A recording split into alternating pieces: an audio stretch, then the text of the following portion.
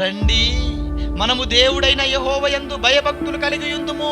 ఈరోజు వర్షాలు లేవు అని తపన పడుతున్నారే, ఎందుకు వర్షాలు లేవు అని ఏ రోజైనా ఆలోచిస్తున్నారా?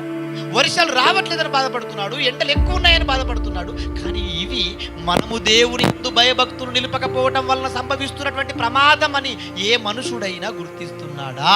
ఏ మనుషుడు గుర్తించట్లేదు. వర్షాలు రాకపోతే ఎన్నో ప్రయోగాలు చేస్తున్నాడు, కృత్రిమ వర్షాలు కురిపించాలనుకుంటాడు, ఏవేవో వీడి శక్తి సామర్థ్యాలన్నీ ఉపయోగించి వర్షాన్ని ఈ భూమి మీదకి తీసుకురావాలని ప్రయత్నాలు చేస్తున్నాడు తప్ప అసలు వర్షం కురవకపోవడానికి గల కారణం ఏమిటి?